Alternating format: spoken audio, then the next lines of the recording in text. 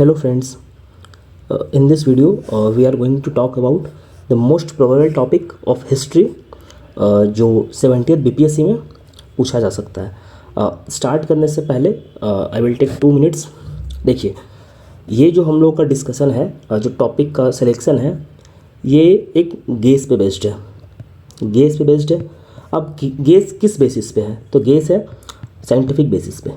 अब scientific basis पे कैसे है? तो हम लोगों ने PYQ का एनालिसिस किया है, PYQ का एनालिसिस किया है, ट्रेंड का एनालिसिस किया है, और उस बेसिस पे हम लोगों ने कुछ टॉपिक को सेलेक्ट किया है कि दे आर हाई चांसेस। मैं ये नहीं कह रहा हूँ कि आपको सिर्फ यही पढ़ना है, you should focus on this topic more, and आपको सिलेबस तो कंप्लीट करना ही करना है।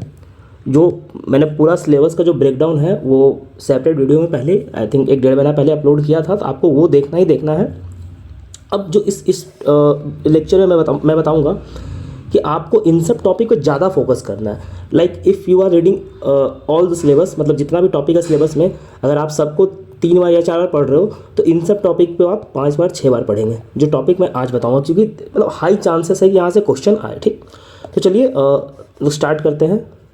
और लेक्चर बहुत छोटा होगा, आई थिंक 10 मिनट का होगा। 10 मिनट में हम लोग ख़त्म करेंगे क्योंकि टाइम सबका बहुत प्रीसियस है। अच्छा, उससे शुरू होने से पहले, ये हम लोग का टेलीग्राम ग्रुप है, एक छोटा सा ग्रुप है, ज़्यादा नहीं, 400-500 बच्चों का ग्रुप है।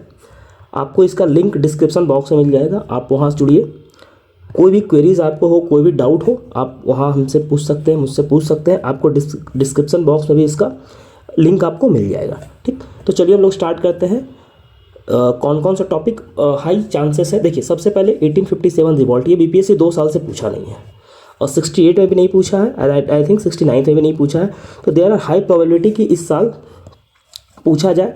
और कुंवर सिंह को लेकर के BPSC ने पिछले 2 साल से क्वेश्चन पूछा नहीं है, तो बहुत हाई चांसेस है पूछने का। ठीक, अब देखिए, इंडियन काउंसिल एक्ट, इससे पहले BPSC ने 1858 वाला पूछा था एंड 92 वाला पूछा था।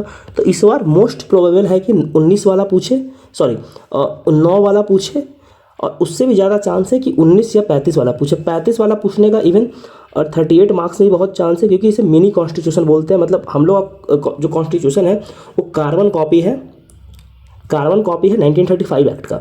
तो हो सकता है कि 1935 एक्ट को आपसे 38 नंबर वाले 38 मार्क्स वाले क्वेश्चन में पूछा जाए, तो आप इसे दोनों तरीके से प्रिपेयर करेंगे। और 19 वाला और 9 वाला जो है, ये दोनों को आप प्रिपेयर करेंगे शॉर्ट में।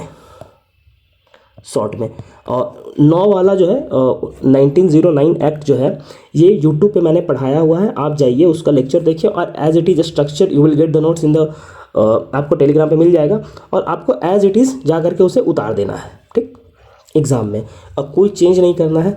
पीजेंट मूवमेंट भी BPSC ने पूछा नहीं है। अभी हम लोग देख रहे हैं फार्मर प्रोटेस्ट चल रहा है बहुत ज़्यादा, तो हो सकता है कि उससे रिलेट करके कुछ क्वेश्चंस पूछ दे। और स्वामी सहजानंद पे भी क्वेश्चन बहुत दिनों से पूछा नहीं BPSC, आई थिंक 2-3 साल से नहीं पूछा है, 2-3 बार से, तो बहुत चांस है पूछने का। देखिए, मॉडरेट्स एंड जो रोल ऑफ एक्सट्रीमिस्ट्स है, ये BPSC पिछले 2 बार से पूछ रहा है। ठीक, तो ये क्या है ना कि ये पूरा मॉडर्न हिस्ट्री, जो अर्ली मॉडर्न हिस्ट्री है, इसको कवर करता है ये टॉपिक। तो यहाँ से फिर से 38 मार्क्स में आने के बहुत हाई चांसेस हैं कि आपसे फिर से BPSC पूछे। जो नया ट्रेंड पे क्वेश्चन पूछ रहा है, इसमें 38 मार्क्स में यहाँ से क्वेश्चन पूछने का बहुत चांस है। संथाल रिवॉल्ट 68 में पूछा था, तो इस बार फिर से चांस है कि 70th में पूछे, क्योंकि 69 में बिरसा मुंडा पूछा था, तो इस बार संथाल पूछने के चांस है। रामोसी पीजेंट मूवमेंट, ये आपका NCERT में दिया हुआ है, तो इसलिए ये इंपॉर्टेंट है कि आपका ये NCERT में दिया हुआ है। जैसे इंडिगो रिवोल्ट जो था, ये दिया हुआ था NCERT में, उसी तरीके से Ramoshi peasant movement and Deccan right जो हुआ था उस वक्त, ये दोनों NCERT में दिया हुआ था। देयर आर चांसेस कि इन दोनों में से कोई एक आपसे शॉर्ट में पूछा जाए, तो आप ये दोनों को प्रिपेयर कर लेंगे खुद से।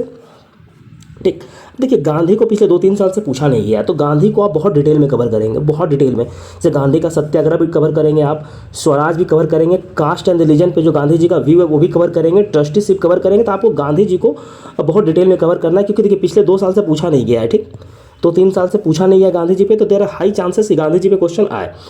और क्योंकि टैगोर पे देखिए पिछले 2 साल से लगातार क्वेश्चन पूछा जा रहा है, तो एक कम प्रोबेबिलिटी है कि टैगोर पे क्वेश्चन आने का चांसेस कम है। लेकिन इसका मतलब ये नहीं कि आपको टैगोर को छोड़ के जाना है, मैं वो बता रहा हूँ जो हाई चांसेस है।